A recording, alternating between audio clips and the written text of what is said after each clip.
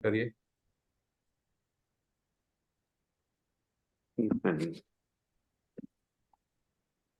Hello all of you, good afternoon. आज दिवाली और धनतेरस, दो त्योहार बहुत करीब हैं हमारे। और हमारे साथ आज हैं आईआईएम रायपुर के डायरेक्टर प्रोफेसर राम कुमार ककानी, जो कि बातचीत करेंगे importance of skills along with degree पे। मैं पहले डॉक्टर राम कुमार ककानी का थोड़ा सा परिचय देना चाहूँगा, उसके बाद से हम परिचर्चा को शुरू करेंगे। तो डॉक्टर राम कुमार काकानी इस समय डायरेक्टर हैं Indian institute of mass management के, आईआईएम रायपुर के। और इससे पहले सर डेनमार्क, नाइजीरिया, सिंगापुर में और यूएई में एकेडमिक के रूप में काम कर चुके हैं। और उससे पहले आईआईएम कोझिकोड में प्रोफेसर रहे हैं 2019 से 2022 तक। आईआईएम रायपुर बोर्ड के मेंबर भी हैं 2022 से अब तक। Hidayatullah National Law University Raipur में मेंबर गवर्निंग काउंसिल हैं सर। बोर्ड मेंबर हैं आईआईटी भिलाई के। एक्सेल आरआई जमशेदपुर में प्रोफेसर रहे हैं सर लंबे समय तक। और LBSNAA Lal Bahadur Shastri national academy of administration में सर प्रोफेसर रहे हैं। सब लोग जानते हैं वहाँ पे आईएएस अपनी ट्रेनिंग पूरी करते हैं। SP Jain Centre of Management में सर प्रोफेसर रहे हैं 2006 से 2008 तक। SAIL Steel Authority of India Limited में जूनियर मैनेजर ऑपरेशंस रहे हैं सर 1992 से 1995 तक। और EIL इंजीनियर्स इंडिया लिमिटेड में सर ने अपने कैरियर की शुरुआत की थी। और सर की एजुकेशन के बारे में मैं थोड़ा सा बताना चाहूँगा, क्योंकि सर के पास बहुत सारे सर्टिफिकेशंस और वो डिग्रीज हैं। Indian institute of management Calcutta से सर ने पीएचडी किया फाइनेंस और स्ट्रेटजी में, और 1995-2000 के बीच में आंध्रा यूनिवर्सिटी से सर ने बीटेक केमिकल इंजीनियरिंग में किया है। तो सर मैं आपका सफलता टॉक प्लेटफॉर्म पे बहुत बहुत स्वागत करता हूँ सर। नमस्कार, और मेरे सारे दोस्तों को और मित्रों को भी नमस्कार। मेरा थैंक यू सर। सर मेरा पहला सवाल ये है कि आपका जन्म कहाँ हुआ, आपकी स्कूलिंग कहाँ हुई, और 1992 में जब आपने इंजीनियरिंग शुरू करी, ट्रेनी से आपने सफर किया और अभी आप डायरेक्टर हैं, तो आपकी जो सफलता की कहानी है वो सर आप हमारे बच्चों के साथ बांटें, हमें बताएं कि कैसे कैसे पड़ाव दर पड़ाव आप लगातार सीढ़ियां चढ़ते गए। Over to you sir. जी सर, सबसे पहले मैं अमर उजाला ग्रुप को और मीडिया ग्रुप को जी सर। पुष्पेंद्र जी और हिमांशु जी को नमस्कार करता हूँ। मेरा सौभाग्य है कि मुझे ये मौका मिला बात करने का मित्रों से, और थोड़ा सा सुनने को और सीखने के भी मिलेगा और बोलने के लिए भी मिलेगा, मुझे अपने कहानी को बताने के लिए। छोटे गांव से हूँ, राजमंद्री नामक गांव है ये, आंध्र प्रदेश में है, विशाखापट्टनम और विजयवाड़ा के बीच में। और गोदावरी नदी बहती है वहां पे। और पिताजी जो है एक अकाउंटेंट की तरह नौकरी करते थे। तो जब मैं बचपन में नर्सरी क्लास से लेकर के स्कूल नहीं जाता था, बहुत ज्यादा परेशानी करता था घर में, और लगभग क्लास 3 तक जो है मैं फेल होता था। मेरे टोटल मार्क्स जो है 35-40 आते थे 400-500 में से।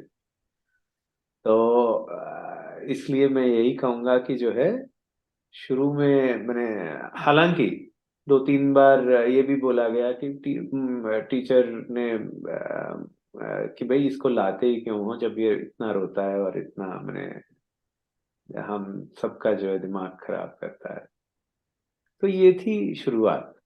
मगर जी क्लास 3 में क्या हुआ, मेरे एक ट्यूशन टीचर भी लगाए थे मैंने। कोई कमी नहीं छोड़ी थी, पिताजी और माताजी ने कोई भी घर में कहीं पे भी कमी नहीं रखते हैं बच्चों के, खास करके बिल्कुल मैंने तो बिल्कुल। देखा है। तो वही चीज हम पे भी हुई थी। और एक ट्यूशन टीचर रखा गया क्लास 3 में। और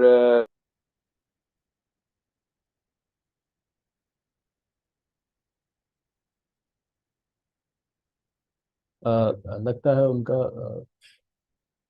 संपर्क टूट गया है, कोई टेक्निकल परेशानी है हमें लगता है। आई थिंक दोबारा कनेक्ट कर लेंगे पुष्पेंद्र। जी जी बिल्कुल। And Anjali, if you can hear me, I can see very less number of students. I don't know why our students are not here. And let's get everyone please in. ये opportunity बार बार नहीं आती है to hear from such a senior people. Yeah, please, Anjali, if you are hearing me or anyone from the student relationship team, I want everyone here, please. Thank you Anjali. And बाकी जितने भी लोग इस call पे जुड़े हुए हैं, I would request everyone to please switch on the video. Don't worry about your background and all, ठीक है? And it's a sign of courtesy that we can give to the other person जो हमसे बात कर रहे हैं। अगर हम अपना वीडियो बंद रखते हैं तो it's not courteous. So please मेरा रिक्वेस्ट है सब लोगों से।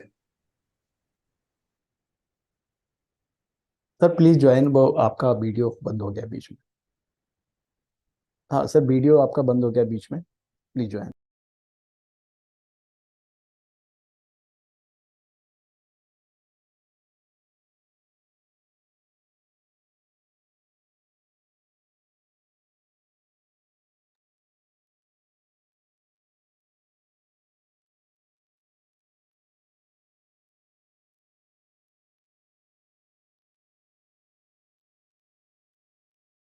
गौरव सर के ज्वाइन करते ही आप स्पॉटलाइट कर देना सर। ओके।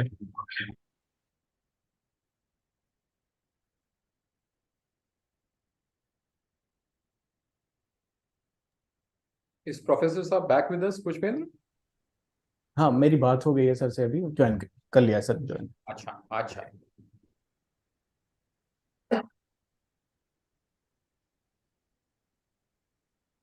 सर अनम्यूट कर लीजिए। Sorry sorry professor Kakani, we missed you in between. आप बता रहे थे कि आप छोटे थे और बिल्कुल, और टीचर वगैरह का पूरा सपोर्ट परिवार ने प्रोवाइड कराया था। Is he there with us? Sir please unmute yourself. Gaurav sir को अनम्यूट कर दीजिए। हाँ यस हाँ प्लीज। हाँ, अब शायद, हाँ अब अनम्यूट हो गया। बहुत बहुत धन्यवाद। Thank you sir. तो मैं वापस बताना, बस वापस मैं ये बताना चाह रहा था कि भाई शुरुआत में मेरा एकेडमिक ट्रैक रिकॉर्ड बहुत गलत था, गंदा था, या जो भी आप बोलेंगे उसको। मुश्किल से 40-50 मार्क मिलते थे पूरे 500 में। क्लास 3 में मैं 3 हफ्ते बीमार था, कोई चिकन पॉक्स या कोई कोई बीमारी आई थी। जब घर पे पड़ा हुआ था, अपने माताजी से पूछा कि भाई सबसे पहला स्कूटर एक पास में रहने वाले किसी के पास स्कूटर आया तो उन्हीं को क्यों आया। तो माताजी ने ये बोला कि उनको इसलिए आया क्योंकि वो इंजीनियर है। मगर वो चीज जो है दिमाग में बैठ गई। और उसके बाद में एक बस में सौभाग्य है कि जो बच्चा फेल होता था वो जो है धीरे धीरे धीरे धीरे करके क्लास 4 के आखिर तक ये हो गया कि भाई क्लास के टॉप 10-15% में पक्का आ जाता था। हालांकि बहुत बढ़िया या नामी ऐसा कोई स्कूल वूल भी नहीं था, मैं इतना मैंने वापस अपने दोस्तों और मित्रों को बताना चाहूंगा। तो उसके बाद जो है धीरे धीरे एक चीज अच्छी थी कि भाई कोई भी चीज लो उसके ऊपर जो है उसी पे फोकस करता था और कोई चीज नहीं करता था। आज भी ये एक चीज आप देखेंगे कि जैसे कोई किताब भी पढ़ रहा हूँ, मुझे समझ ही नहीं आता है, कोई आसपास से गुजर जाता है, तो एक वो कंसंट्रेशन या फोकस आप जो भी बोलेंगे जी। वो एक जरूर था। तो वो शायद जो है बहुत फायदा दे गया मुझे। और फिर मैं 10वीं किया उसके बाद 12वीं किया। तो 10वीं 12वीं में जब मैं पढ़ रहा था, घर में दिक्कत थी, सारे मेरे आसपास के लोग जो है कोचिंग वगैरह लेते थे। तब मैंने देखा कि भाई घर में थोड़ी बहुत दिक्कत है, तो मैंने बोला कोई जरूरत नहीं है मुझे कोचिंग की। और मैं जो है अपने से ही तैयारी करने लग गया। हालांकि मैं यही कहूंगा कि बहुत ऐसे लगता था कभी कभी कि यार शायद गलत चॉइस किया है। मगर वो होता है ना, जब आप धीरे धीरे पढ़ने लगते हो, 1 घंटा पढ़ लिया, 15 मिनट ब्रेक ले लिया, वापस 1 घंटा पढ़ लिया, 15 मिनट ब्रेक ले लिया, वो करते करते इंजीनियरिंग में भी एडमिशन मिल गया। इंजीनियरिंग में एडमिशन मिल गया, वहां पे जो है फिर अपने आप को नए माहौल में ढाला, जहाँ पे होता है ना एक बच्चा जो है जो हिंदी बोलता है वो अचानक जी जो जी है जी। सारे ग्रुप में तेलुगु वाले थे, आंध्र प्रदेश से, तो उनसे मित्रता करना, फिर उनसे बातचीत, तो इंजीनियरिंग हो गया। इंजीनियरिंग हो गया उसके बाद जो है नौकरी आई तो कोई भी ये लगता है कि भाई सरकारी नौकरी ले लो, अक्सर आदमी को यही लगता है कि भाई सबसे आसान चीज है कि आप उस चीज को लो जहाँ चैलेंज थोड़ा सा कम है, या आपको लगता है एक सिक्योरिटी है। और अक्सर शायद थोड़ा बहुत माँ बाप भी यही बोलते हैं कि भाई उसी को ले लो। ले तो लिया हमने, इंजीनियर्स इंडिया लिमिटेड और स्टील अथॉरिटी में भी काम किया। जी मगर एक चीज हमने साफ देखा कि जो है स्टील अथॉरिटी में हमें मुश्किल मोटा मोटी जो है, मैं एक शिफ्ट इंचार्ज की तरह काम करता था प्लांट में, इंजीनियर की तरह। तो जब मैं शिफ्ट इंचार्ज की तरह काम करता था, ज्यादातर चूंकि सबसे कम उम्र का था मैं, तो जो है सारा वो क्या बोलते हैं जो एक होता है ना कि भाई आप रात का शिफ्ट जो है, रात में 10 बजे से लेकर सुबह 6 बजे वाला शिफ्ट जो है, वो आप राम करेंगे। कुमार को दे दो वाली बात थी। तो हर बार जाता था तो देखिए, रात के शिफ्ट में क्या है, आपको जागे हुए रहना पड़ेगा और आपके सारे टीम को जगा के रखना पड़ेगा। एज ए शिफ्ट इंचार्ज ये आपका मेन काम है, टेक्निकल ब्रिलियंस वगैरह उतना ज्यादा जरूरत नहीं है।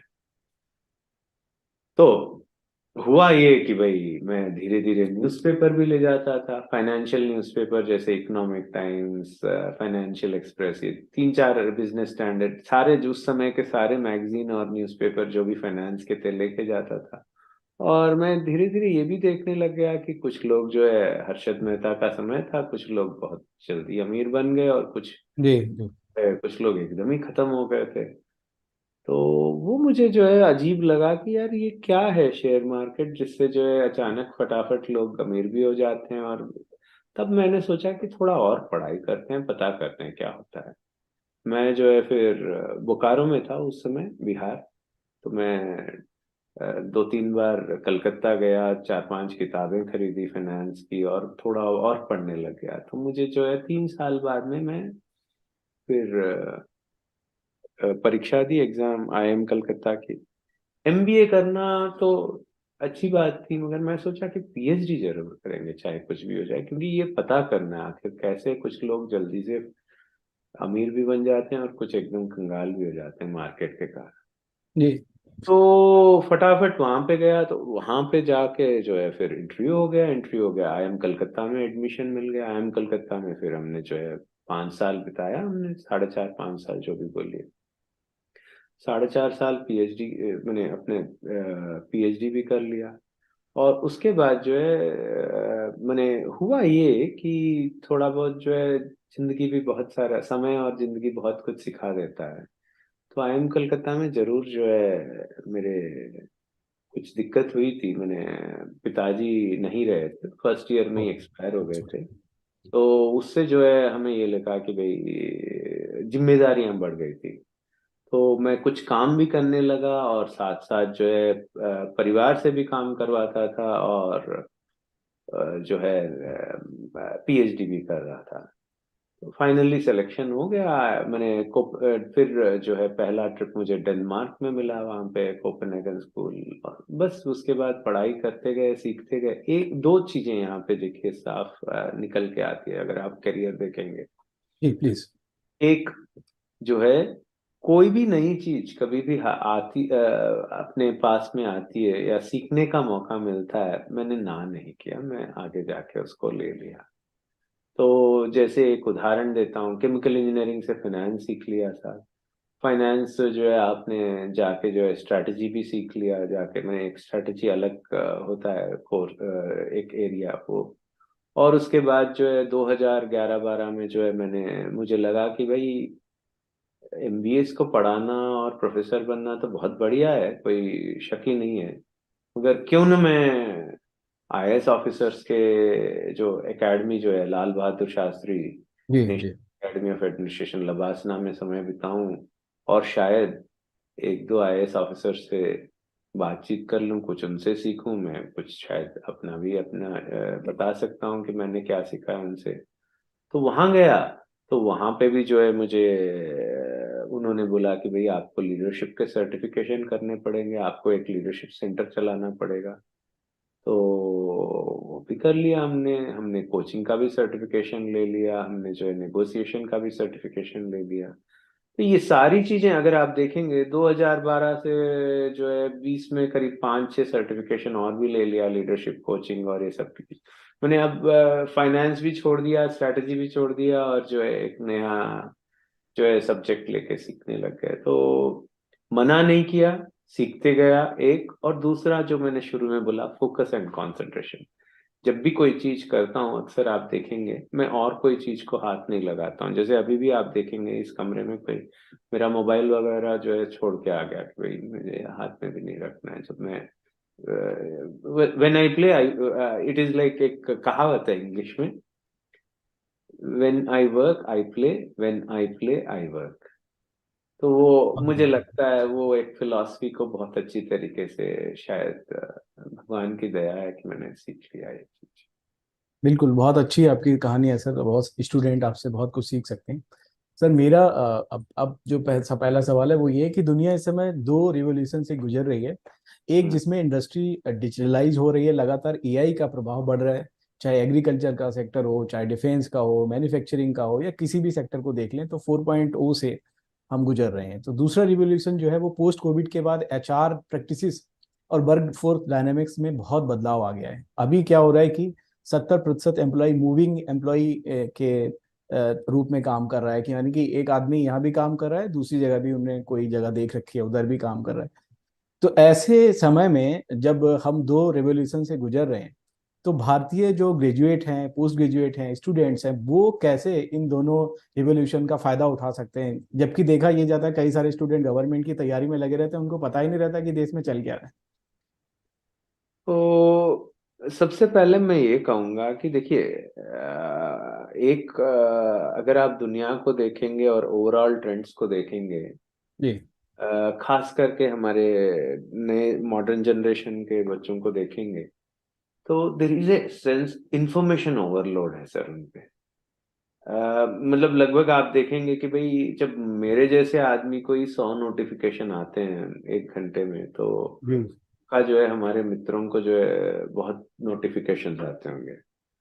तो there is a information overload. तो मेरा ये है कि भाई they should first find ways to cut information. वो ही लोड लें जो उनको जरूरी है या जो उनको मीनिंगफुल है। जरूरी नहीं कि आप जो है 700-800 ऐप में लगे रहें वगैरह वगैरह। पहला सुझाव तो ये है। जी। और दूसरा जो मैं इसलिए बोल रहा हूँ क्योंकि मैं मानता हूँ एचआर प्रैक्टिसेस बदल रहे हैं आजकल। जो है हर जगह पे लोग बाग काम करते हैं। दूसरा जो है ये भी हो रहा है कि आर्टिफिशियल इंटेलिजेंस वगैरह आ रहे हैं, तो इससे क्या है नए नए सेक्टर्स खुलते हैं। जी। अगर बिल्कुल। आप यही सोचेंगे कि मुझे सरकारी नौकरी ही चाहिए और मुझे वहीं जाना है जहाँ पे मान लीजिए मेरे पिताजी दादाजी वगैरह जा रहे थे, तो उससे काफी कुछ जो है नए अपॉर्चुनिटीज आप मिस कर जाएंगे।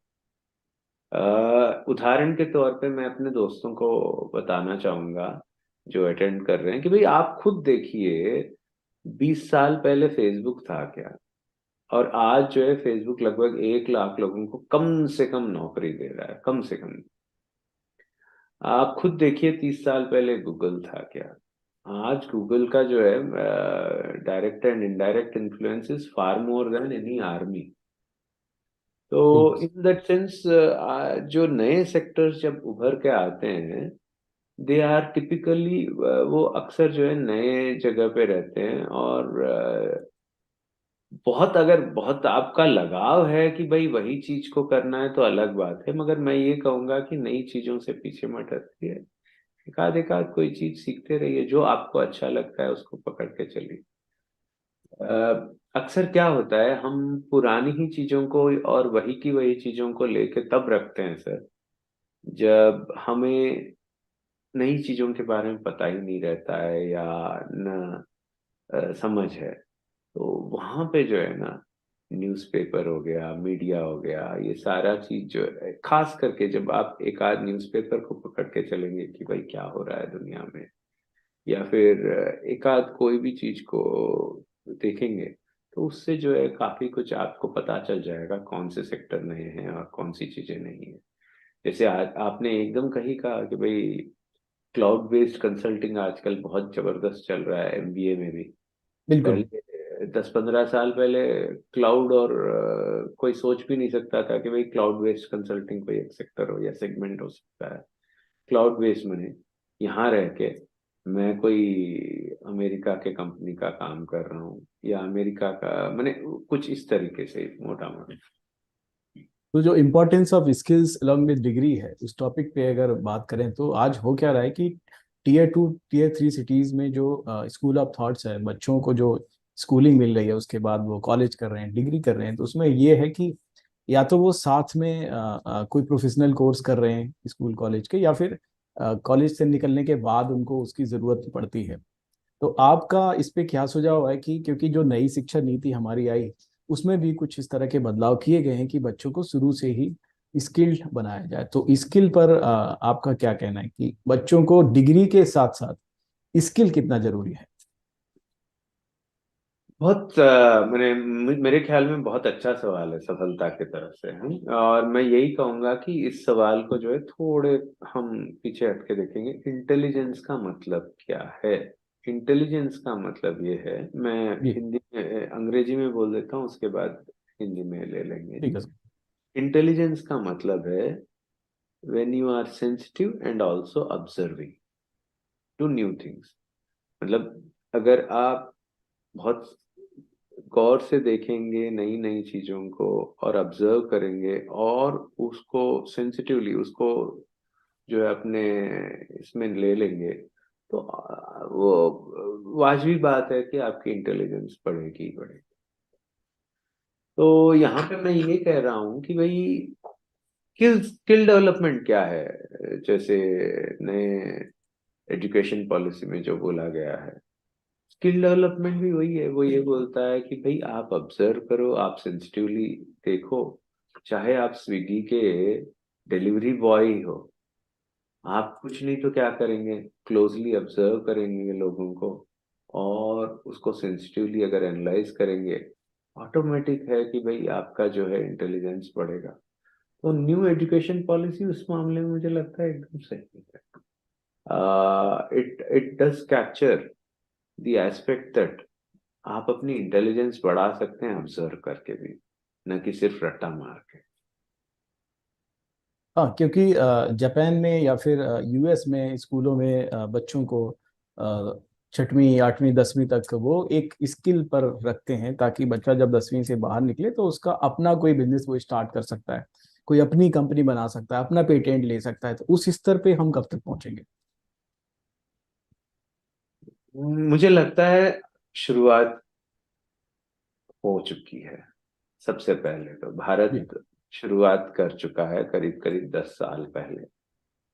और अगर आप देखेंगे पेटीएम, अर्बन कंपनी, ये सारे जो हैं अपने सेगमेंट में, यूनिकॉर्न कंपनियां बन गई हैं। जी। हाँ, A+ है। मैंने बहुत सारी कंपनियां हैं, और सिर्फ ये डॉट कॉम कंपनीज की बात नहीं कर रहा हूँ मैं, इवन मैन्युफैक्चरिंग सेक्टर की भी बात कर रहा हूँ। जैसे क्लाइमेट सस्टेनेबिलिटी भी एक ही कोसॉल है, हो गया। बिल्कुल। इसका 2-3 कारण है। सबसे श्रेय मैं देना चाहूंगा तेलंगाना गवर्नमेंट को, और दूसरे सारे 2-3 जो और भी सरकारें हैं जहाँ पे हैदराबाद, बैंगलोर, पुणे और ये सब जगह पे जो काम हो रहा है, खास करके जैसे गवर्नमेंट ऑफ तेलंगाना ने क्या किया, उन्होंने एक टी हब क्रिएट किया है, तेलंगाना हब। जी। टी हब जो है एक स्टार्टअप, 4,000 कंपनीज अपना एक एक रूम लेकर के बैठी हुई है वहां पे और अपने ऑफिस शुरू किए हैं, जहाँ पे यंग जनरेशन को बोला जाता है आप आओ, आपको आपके पास सिर्फ आइडिया होना चाहिए और इच्छा होना चाहिए, आप आओ। आपको जो है यहाँ पे 10 फंडिंग एजेंसीज भी मिल जाएंगी, 10 बैंक भी मिल जाएंगे, 10 लॉ के एक्सपर्ट्स भी मिल जाएंगे, 10 जो है और भी एडवाइजरी सर्विसेज भी मिल जाएंगी कि भाई क्या टैक्स लगेगा क्या नहीं लगेगा वगैरह वगैरह, वो सारा हेल्प मिल जाएगा। इवन आपको जो है खाने पीने की भी पूरी वहां पे सहूलियत है। आपने उस तरह का एक इकोसिस्टम कर लिया, मुझे अचंभा नहीं होगा अगर टी हब जो है सिलिकॉन वैली के को 10 साल में पार कर लेता है। तो सिलिकॉन वैली स्टार्ट मैंने, एक होता है ना, ये सोचा जाता है कि भाई स्टार्टअप का एक कैपिटल है और वहां पे ही बिल्कुल। हो सकता है कोई भी बड़ी कंपनी, ये और जगह नहीं हो सकता है। मैं बोल रहा हूँ उन मित्रों को, और जो लोग समझते हैं भारत में नहीं हो सकता ये सब चीज की, आप एक बार टी हब जाके देखिए दुनिया किस तरह से बदल रही है, भारत किस तरह से बदल रहा है। वहां पे इतना इतना बदलाव है और इतना स्टार्टअप का एनवायरनमेंट है कि खुद मर्सिडीज ने जाके एक ऑफिस लगाया, खुद बोइंग ने जाके एक ऑफिस लगाया, रोल्स रॉयस ने भी एक ऑफिस लगाया, गूगल का भी ऑफिस है, तो हर कंपनी, माइक्रोसॉफ्ट का भी ऑफिस है। तो उससे ही समझ में आता है कि भाई हाउ, मैंने होता है ना, उनके लिए कितना इम्पोर्टेंट है कि टी हब में विजिबिलिटी रहे। सर, मौजूदा समय में एआई को लेके बहुत बज बना हुआ है। ऐसा माना जा रहा है कि आने वाले सालों में कई लाख नौकरियां एआई क्रिएट करेगा नए प्रोफाइल्स में, नए डोमेन्स में। जैसे कि आपने भी पीछे भी बताया कि एआई में नई नौकरियां आ रही हैं। आपने बताया कि फेसबुक में 20 साल पहले हम सोचा भी नहीं था, गूगल 30 साल पहले हमने सोचा भी नहीं था, उसी तरह एआई का भी अभी जो रिवोल्यूशन चल रहा है, कई सारी नौकरियां जो गैर जरूरी हो रही हैं एआई के आने के बाद, वो खत्म भी हो रही हैं। तो आपको क्या लगता है कि जो वर्कफोर्स आने वाले 10 साल में बनेगा या 20 साल में बनेगा, उस पर एआई का क्या प्रभाव होगा? देखिए, मुझे लगता है कि अर्स्टवाइल स्किल्स जो थे, कुछ स्किल्स जी। वो शायद कम इम्पोर्टेंट हो जाएंगे और कुछ नए स्किल्स ज्यादा इम्पोर्टेंट हो जाएंगे। ये तो मैंने, change is the only constant, ये तो आप भी मानेंगे और मैं भी। बिल्कुल बिल्कुल, आई एम एग्री। तो वहां पे जो है कुछ स्किल्स पहले जिनकी वैल्यू नहीं थी, जैसे मैं आपको एक उदाहरण दूंगा, मल्टीलिंग्विस्टिक स्किल्स, या फिर जैसे क्रॉस कल्चरल कन्वर्सेशंस, ये सारे जो है एआई में मुझे लगता है आपको मदद करेगा। और अगर आपके कुछ ऐसे स्किल्स है जिनके ग्रोथ प्रोस्पेक्ट्स कम है आगे जाके, मान लीजिए आप जैसे, आपका स्किल है कि भाई purely doing a certain transaction which is repetitive, जी एक एक ही काम बार बार रिपीट करना है और जिसका जो है बहुत ज्यादा फ्यूचर नहीं है, मान लीजिए जैसे एटीएम का सिक्योरिटी गार्ड ही हो गया, यू वुड एग्री, आप भी मानेंगे कि भाई बहुत ज्यादा फ्यूचर वहां पे नहीं है, बिल्कुल आदमी को नहीं। अपने, हाँ, बहुत ज्यादा ये अपेक्षा नहीं रखना चाहिए कि जो है अब और उस तरह के 100-200 और आ जाएंगे उस तरह के चीज। तो मैं उस हिसाब से बोल रहा हूँ कि एआई और एमएल और चैट जीपीटी वगैरह जो भी आए हैं, जी सबसे जी पहले ये क्या करेंगे कि ये जो है एक तरीके से एडवांस्ड है। मैंने स्पेशली चैट जीपीटी में कहूंगा कि is advanced Google, it is essentially A polished version of Google. Google जिसको आता है इस्तेमाल करना, वो जो है it is like short term में आप चैंपियन बन जाओगे। मगर इनमें एक दिक्कत है, आपके खुद के सोचने की जो एबिलिटी है और जी। आगे कोई भी चीज का जो है अच्छा और बुरा आगे जाके क्या होगा, वो वाली चीजें जो है, ये सारे जो आपको क्विक आंसर देती है ना, जैसे चैट जीपीटी हो गया, वो शायद धीरे धीरे कम हो जाती है आप में। मैंने अपने खुद के ही जैसे स्टूडेंट्स जो कुछ होते हैं ना, जो बहुत ज्यादा डिवाइस से एडिक्टेड हैं और चैट जीपीटी वगैरह यूज करते हैं, उन्हें देखा। जी तो यहाँ पे एक चीज है कि जरूर एआई एमएल वगैरह इंपॉर्टेंट है, मगर उतना भी ना इम्पोर्टेंस दीजिए उनको कि आप अपनी सोच को और दूरदृष्टि वाले सोच को, अच्छे और बुरे जो दूर आगे जाके होगा, वो वाली को जो है भूल जाए। हाँ, आपने जो एक बात करी थी बीटेक के लिए, जब आप आंध्रा उसमें पहुंचे कॉलेज में, तो वहाँ पे तेलुगु या दूसरी भाषाओं के बोलने वाले लोग थे। तो मेट्रो सिटीज में जो नौकरियां पाने के लिए ग्रामीण क्षेत्रों से युवा आते हैं, हर वर्ष लाखों की संख्या में पहुंचते हैं। जैसे उधर बेंगलुरु पहुंच रहे हैं, हैदराबाद पहुंच रहे हैं, इधर दिल्ली, मुंबई, कलकत्ता, मुंबई, कहीं भी बड़ी जगह पे। तो उनको भाषा संबंधी दिक्कत बहुत ज्यादा आती है, लैंग्वेज का उनको प्रॉब्लम होता है। तो अंग्रेजी में स्किल नहीं होना या फिर कोई अलग से स्किल उनके पास नहीं होना, उनके लिए कॉरपोरेट सेक्टर में दरवाजे बंद करता है एक तरीके से। तो आपको क्या लगता है, आप अपने अनुभव से बता सकते हैं, आपने कॉरपोरेट में काफी काम किया है, कि कैसे इसको हम आने वाले समय में बदल सकते हैं?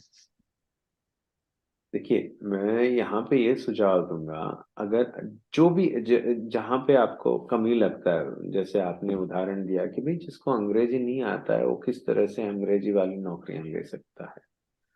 अगर बिल्कुल। हम अगर हम यही लेके चले, मेरा एक ही सुझाव है, क्यों नहीं मित्र हम जो है ये सोच लें कि भाई सुबह शाम जो पूजा पाठ करें या और कोई किताब पढ़ें या और कोई चीज करें, कार्य करें, उसके साथ साथ जो है पॉडकास्ट हो गए, जो इंग्लिश में पॉडकास्ट आते हैं, या फिर पॉडकास्ट में audio dissemination of interviews, news वगैरह वगैरह, उस तरह की चीजें, या फिर CNBC चैनल हो गया, BBC हो गया, कोई भी आपको जो चैनल अच्छा लगता है अंग्रेजी का वही ले लीजिए और उसको जो है आप सुनिए।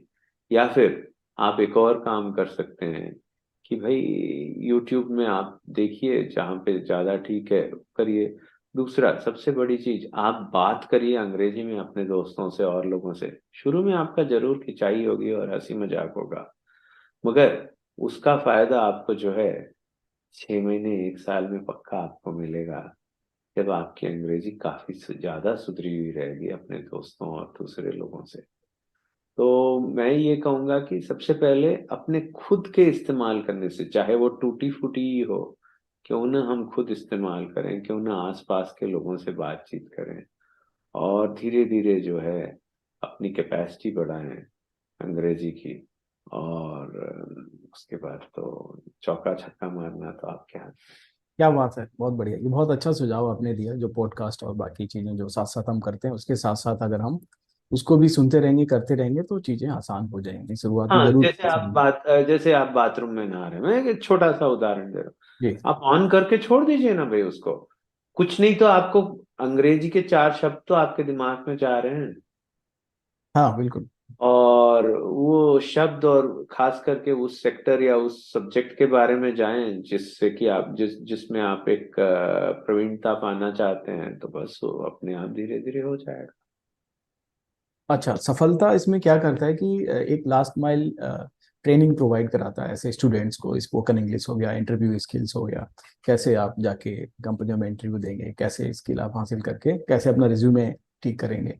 लेकिन बहुत सारे बच्चे हैं वो अभी इसके जो महत्व है इसका, जो आप बता रहे हैं अभी, उसको ठीक से समझ नहीं पा रहे हैं। वो उनको लगता है कि सब चल जाएगा, खा रहे हैं, सो रहे हैं, लेट रहे हैं, और फिर इंग्लिश होगा, फिर वही सब रिपीट। तो उसके कैसे इम्पोर्टेंस उनकी लाइफ में लाया जा सकता है, आप सुझाव दे सकते हैं उनको कि कैसे वो अपना कम्युनिकेशन बेहतर कर सकते हैं, कैसे सारी चीजें कर सकते हैं, ताकि जहां भी जॉब करेंगे वहाँ फिर आगे बढ़ने को उनको मौका मिले। देखिए, सबसे पहले सफलता का अगर ऐसा ये कोई इनिशिएटिव है जो कि पुष्पेंद्र जी बता रहे हैं, जी जहाँ पे ये लास्ट माइल ट्रेनिंग करते हैं और कैपेसिटी बिल्डिंग करते हैं, हम इसको अंग्रेजी में बोलते हैं कैपेसिटी बिल्डिंग करते हैं, जी जी। बहुत ही बढ़िया एक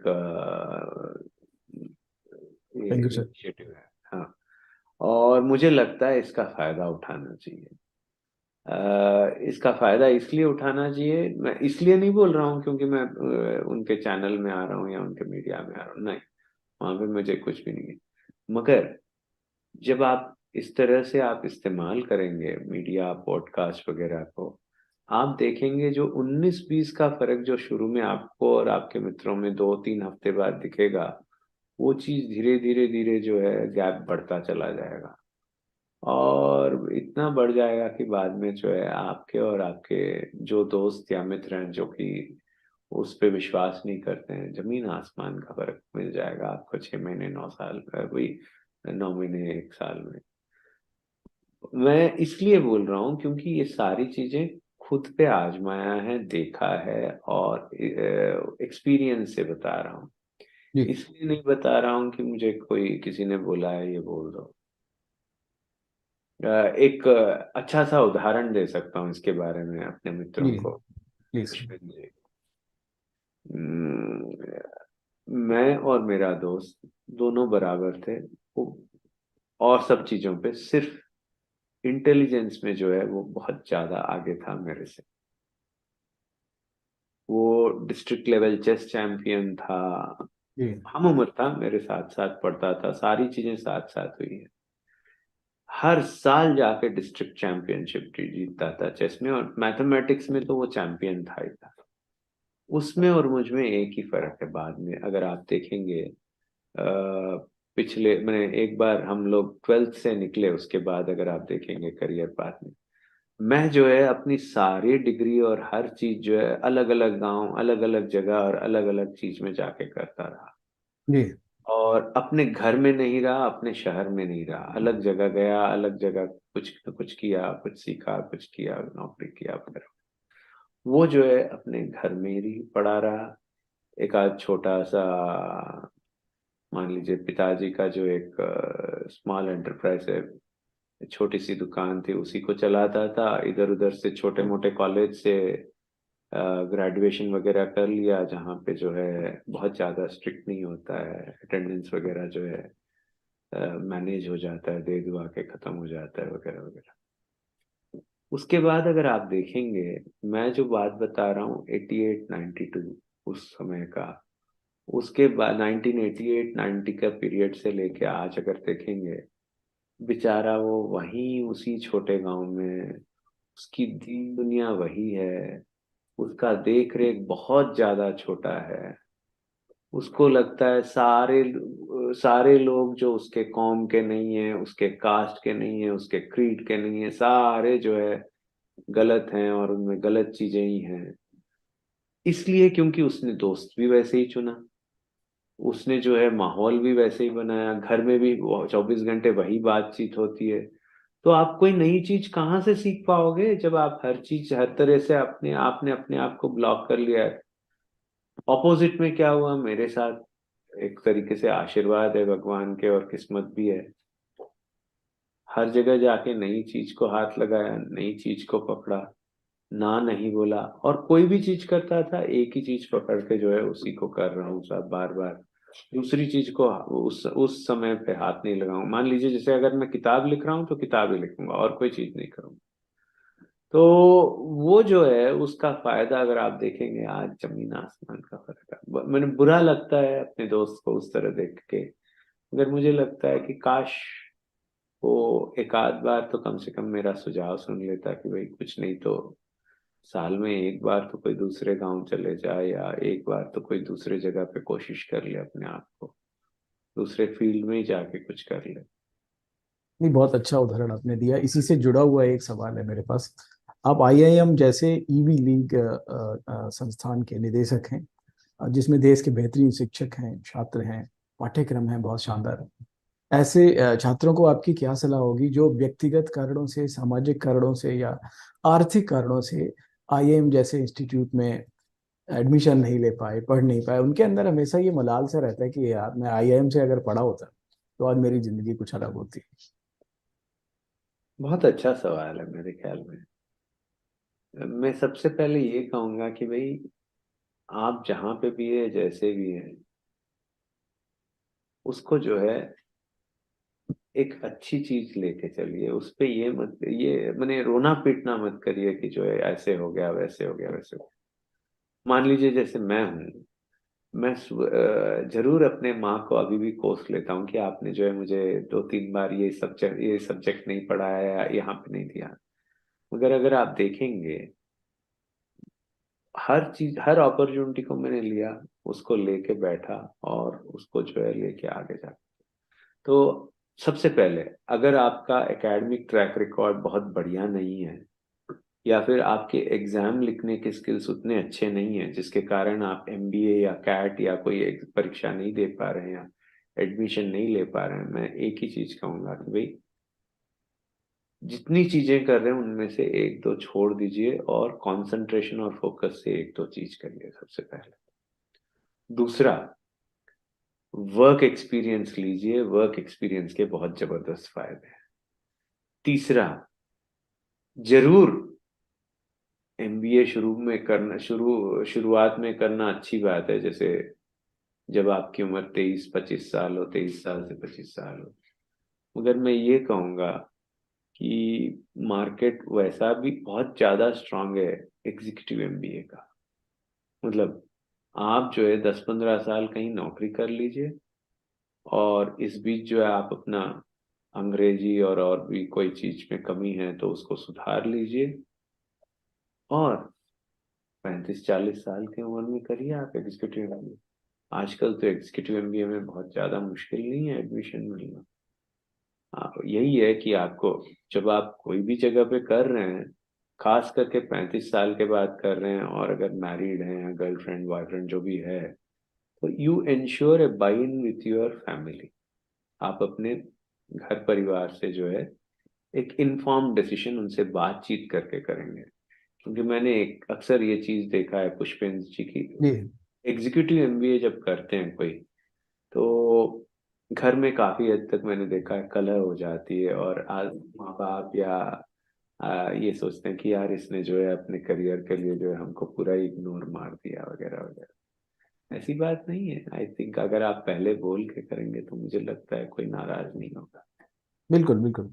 तो मैं ये दो तरह के जो स्टूडेंट, एक जो आईआईएम में नहीं गए और दूसरे जो सफलता जिनको नर्चर कर रहा है इस समय, इन दोनों तरह के स्टूडेंट्स के लिए क्या आईआईएम रायपुर में एमआईटी या हार्वर्ड बिजनेस स्कूल जैसे कोई शॉर्ट टर्म कोर्सेज हैं जिनमें ये अपनी लाइफ को चेंज करने के लिए अपनी योग्यता के अनुसार जो भी आपका टेस्ट होता हो उसके अनुसार अपना दाखिला ले सकें और अपनी जीवन को बदल सकें? बहुत बढ़िया सवाल आपने पूछा है, और इसका मैं 2-3 उदाहरण दे सकता हूँ, जी प्लीज।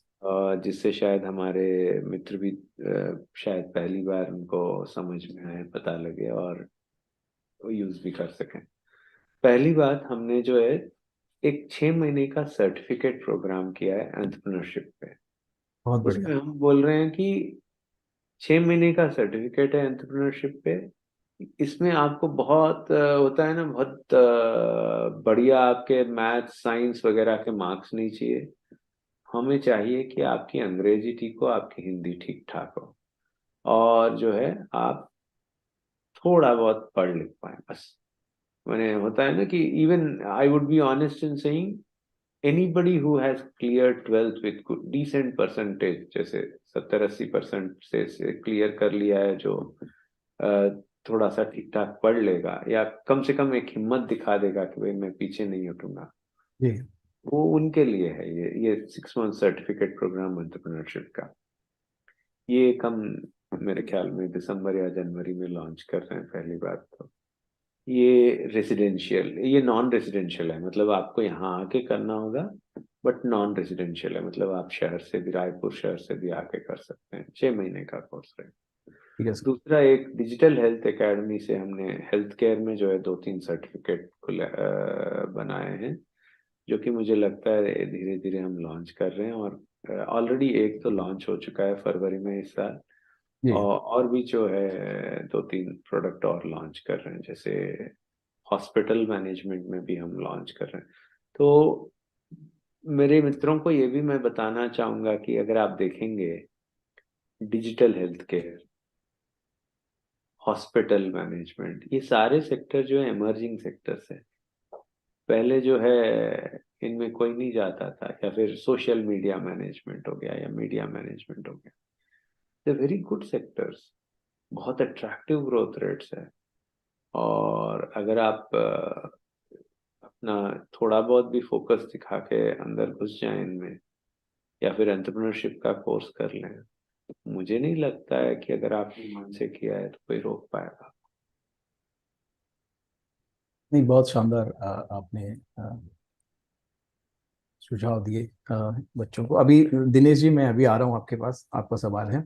एक सवाल और मैं करूंगा, उसके बाद सभी बच्चे अपना सवाल सर से पूछ सकते हैं। मैं फ्लोर ओपन करूंगा सभी स्टूडेंट्स के लिए।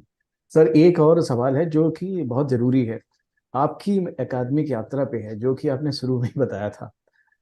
जो बीटेक आपने किया उसके बाद फाइनेंस में आप गए और स्ट्रेटजी को आपने पीएचडी किया, तो वो जो फैसला है, जो नई स्ट्रीम के प्रति आपने उस समय सोच लिया, आज लोग अपने ही फील्ड में, जैसे किसी ने बीटेक किया है, किसी ने बीएससी की है, किसी ने बीए किया है, किसी में, तो वो उसी में फंसा रहता है। उसे लगता है इसी से मैं कुछ निकाल लूं, इसी में गवर्नमेंट जॉब मिल जाए, इसी में मुझे कोई शॉर्ट टर्म कोर्स मिल जाए, इसी से मैं प्रोफेसर बन जाऊं, उसी से सब कुछ हो जाए जो उसने किया है। अपने कॉलेज से, स्कूल, यूनिवर्सिटी के। कैसे आपने उस समय ये सोचा कि बीटेक के बाद, केमिकल इंजीनियरिंग में बीटेक के बाद आप फाइनेंस और स्ट्रेटजी में चले गए? जो फैसला आपने लिया उस समय, क्या आपकी माइंड की स्थिति थी जो आज आप छात्रों को बता रहे हैं, ताकि वो अपने खांचे के, जो डिग्री का खांचा है उनका, उन्हें लगता है डिग्री उनके लिए सब कुछ है, जबकि स्किल भी जरूरी है आज के समय में, और दूसरे जो नीश खुल रहे हैं, नए क्षेत्र जो उत्पन्न हुए हैं, उनमें भी जाके वो अपना कोर्स करके, जैसे आपने बताया 15 साल बाद अगर आप एमबीए कर लेंगे काम करने के, तो वहां से भी नई राहें आपके लिए खुलेगी। तो प्लीज। तो मेरे दोस्तों को एक ही चीज कहना चाहूंगा, देखिए अब, एक छोटा सा बता रहा हूँ।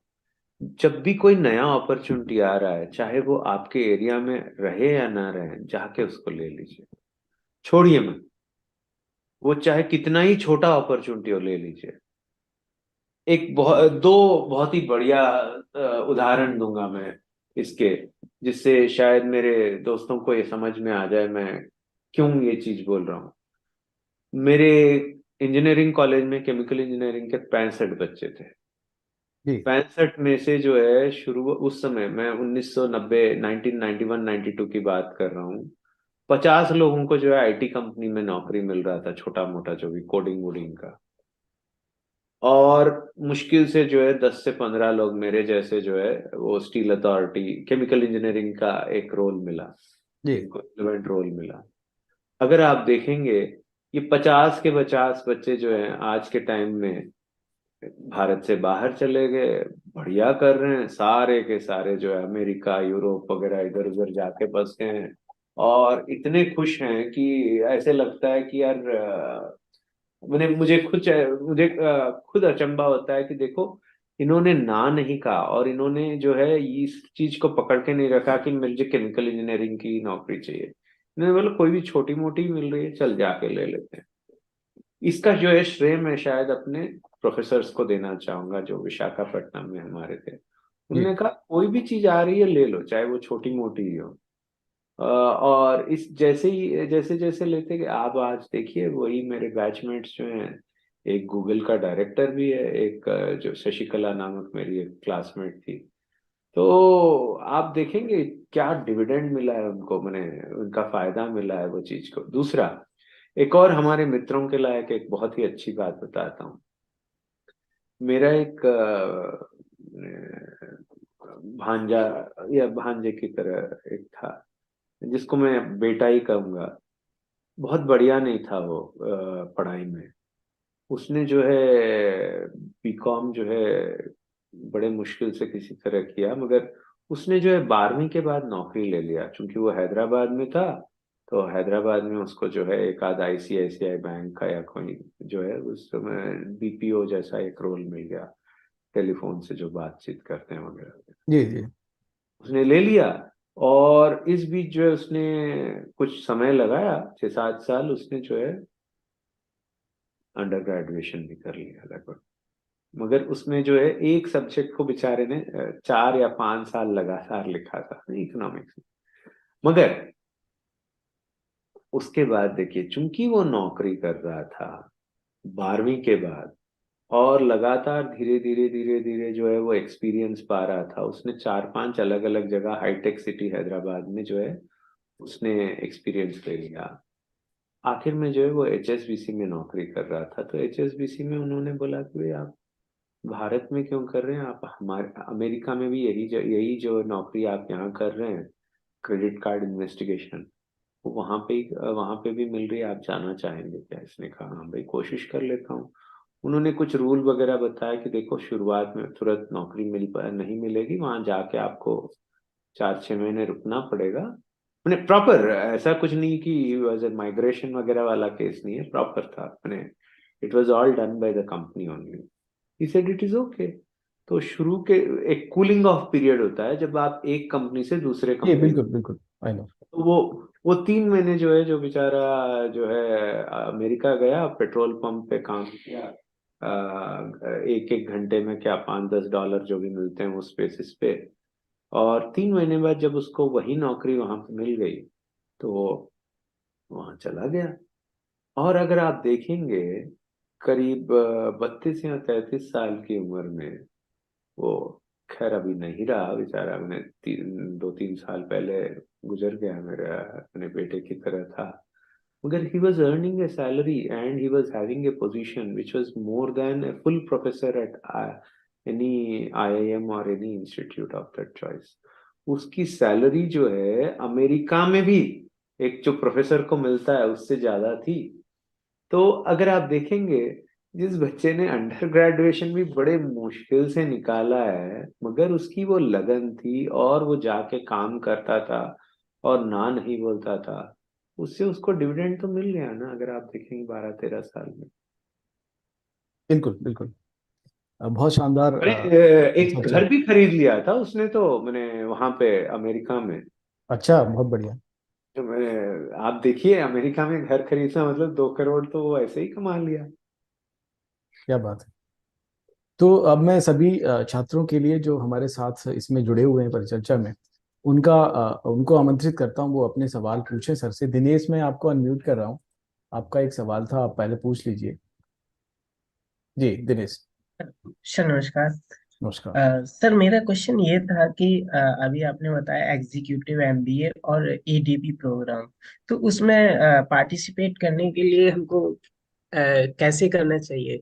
एडीपी करना है मुझे। ओके, आपको एक एमबीए करना है, राइट? Executive MBA. सर मुझे दोनों ही का बता दो। पहले तो 6 महीने का एडीपी है, तो मैं चाहूंगा कि पहले okay ADP. Okay, EDP entrepreneurship development programme. जी जी जी। ईडीपी जो है सबसे हमारे इंस्टीट्यूट में जो है वो मुझे तो लगता है जनवरी से शुरू होने वाला है। मैंने इस साल वो ये जस्ट एक आध और अप्रूवल चाहिए, उसके बाद हम रोल आउट कर लेंगे उसको। तो वो मुझे लगता है उसका तो ऑनलाइन हमारे वेबसाइट पे एप्लीकेशंस भी लेंगे, ठीक है। और जो है उसके बाद में मेरे ख्याल में क्लासेस भी शुरू हो जाएंगे मार्च तक। छह ठीक है। महीना का कोर्स रहेगा, इसको जो है ऑनलाइन अप्लाई करना है। ऑफ कोर्स बैच साइज हम शुरू में जो है छोटा रखेंगे, तो करीब करीब 50 का रखेंगे, 45-50 का। और उसके बाद अगर वो अगर सक्सेसफुल रहा तो पक्का उसको बड़े तौर पे करेंगे।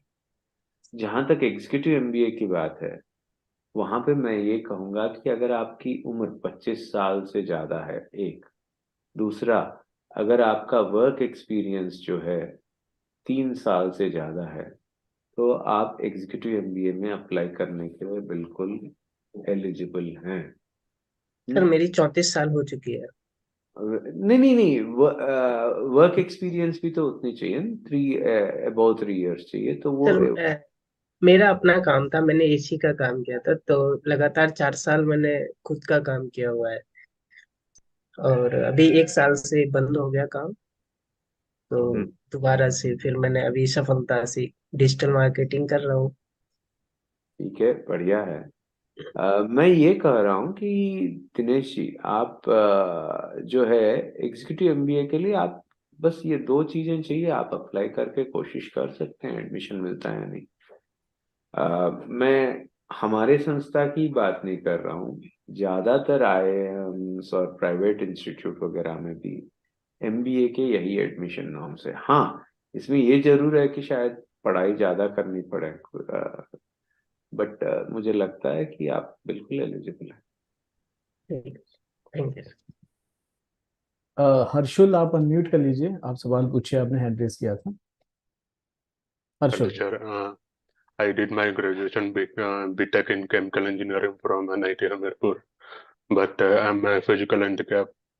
सर मैंने काफ़ी कंपनी में इंटरव्यू दिए थे, कोका कोला भी, टांटा वगैरह जो भी है, लेकिन इंडस्ट्री ने बोल रहा है कि आपको नहीं ले सकते हैं, मेडिकल रिजेक्ट हो गया आपका। तो मुझे कंफ्यूज हो रहा हूँ कि मैं क्या करूँ। और ओके, तो इंजीनियरिंग कहाँ से किया? NIT NIT Hamirpur. Hamirpur, right? Hamirpur. हाँ हाँ, समझ गया मैं, हमीरपुर, राइट। हर्षल जी, सबसे मैं पहले ये बोलूंगा कि भाई जरूर जो है कुछ प्राइवेट कंपनीज में जो है बहुत आसान नहीं होता है, यदि आपके जैसे कुछ डिसेबिलिटीज हैं या अनफॉर्चुनेटली कुछ इश्यूज हैं, तो मगर सरकारी संस्थाओं में ये बहुत बड़ी चीज है कि वो कभी डिफरेंशिएट नहीं करते हैं और वो पूरी अपॉर्चुनिटी देते हैं, पहली बात तो। मैं ये कहूँगा इन आपके केस में, अगर आप बाहर जाके काम करना चाहते हैं तो मेरा ये सुझाव है, वाई डोंट, मैंने अगर मैं आपके जगह रहता ना, मैं जाके एकेडमिक एसोसिएट या इस तरह की नौकरी ले लेता, कोई भी एकेडमिक इंस्टीट्यूशन में, चाहे वो एनआईटी हो, आईआईएम हो, आईआईटी हो। एकेडमिक एसोसिएट मतलब आप एक प्रोफेसर के साथ जुड़े हुए रहते हैं और एक आध्यात्मिक इंस्टीट्यूट में रहते हैं, तो आपका जो है इंटेलेक्चुअल प्रोग्रेस जो है वो लाइव रहता है और वो बढ़िया रहता है। उसके बाद में जो है मैं अप्रोप्रिएट अपॉर्चुनिटीज को ढूंढ के निकालता।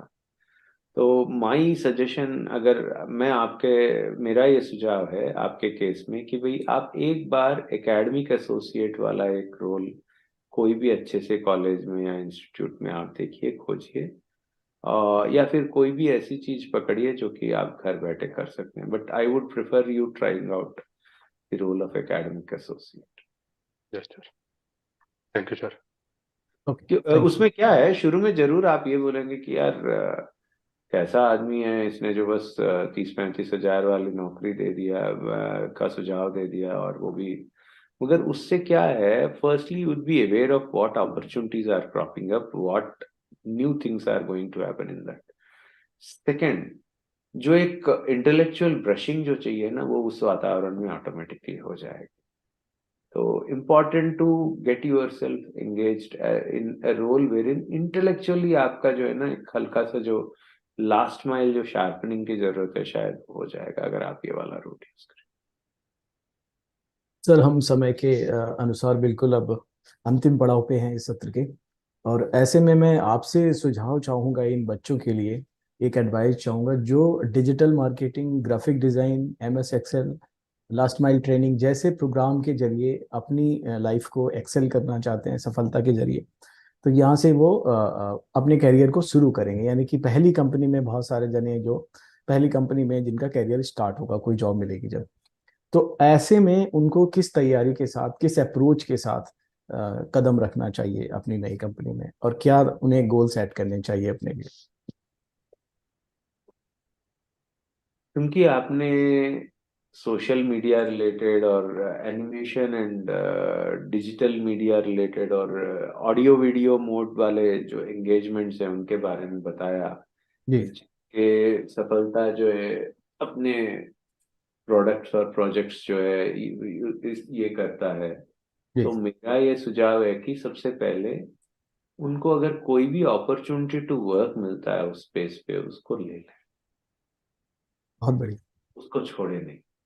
जिससे क्या है, आप जो सीख रहे हैं वो चीज आप अप्लाई भी कर रहे हैं। यहाँ पे एक छोटा सा उदाहरण दूंगा, it could be as simple as कि भाई एक आसपास में मान लीजिए फोटो स्टूडियो या ऑडियो वीडियो स्टूडियो में जो आपको बोला गया कि भाई ये मैरिज या ये सो एंड सो के लिए जो आप ये वाला एनिमेशन करो वगैरह वगैरह। तो उससे क्या है, firstly what you are learning you are also able to apply, आप जो सीख रहे हैं वो अप्लाई भी कर रहे हैं। दूसरा जो है, उससे आपको जो है नए नए अपॉर्चुनिटीज आते रहेंगे और निकलते जाओगे। सेकंड, ये इस मामले में मैं ये भी कहूंगा कि बैंगलोर हो गया, हैदराबाद हो गया, इस तरह के जगह पे जो है बहुत जबरदस्त अपॉर्चुनिटीज है इस सेक्टर के। तो अगर आप किसी को जानते हैं वहाँ उस स्पेस पे या वहाँ पे जो करता है, आप जो है, मुझे लगता है ओपन इंटरव्यूज जो भी, कम से कम आप कुछ नहीं तो आप अपना सीवी शेयर करके देख सकते हैं वहाँ पे, जहाँ पे आपको कुछ मौका मिल जाए, क्योंकि these are very good areas आप जो बोल रहे हैं। जी अ, क्योंकि इसमें पोटेंशियल है इस सेक्टर में ग्रोथ का।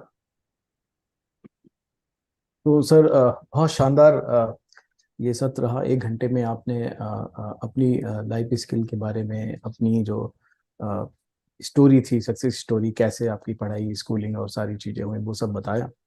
और उसके बाद स्टूडेंट्स को बहुत सारी ऐसी बातों का पता चला जो उनको अप्लाई करनी है, जो मुझे लगता है कई बच्चों ने उनको लिख लिया होगा ताकि लाइफ में उनको अप्लाई कर सकेंगे। और निश्चित रूप से ये सत्र छात्रों के लिए बहुत ज़रूरी था, और भविष्य में मौका मिलने पे हम एक बार पुनः आपको आमंत्रित करना चाहेंगे, क्योंकि आपने जो सारी चीज़ें अपने अनुभव से बताई हैं वो बहुत ज़रूरी हैं आज के नई जनरेशन के लिए, नए यूथ के लिए। उनको ये ज़रूर पता चलना चाहिए कि कैसे अपनी लाइफ में वो स्टेप बाय स्टेप आगे बढ़ सकते हैं। और पूरा जो सिनेरियो चेंज हो रहा है, हम एक नए डिजिटलाइजेशन के दौर में आगे बढ़ रहे हैं।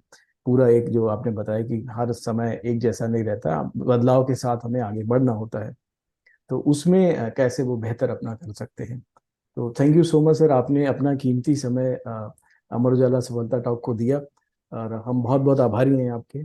आपने इतना वक्त हमें दिया। Thank you so much sir. नमस्कार। अमर उजाला को और सफलता को मेरा नमस्कार, और सारे मित्रों को भी बहुत बहुत धन्यवाद। Wish you the thank you so best. Much.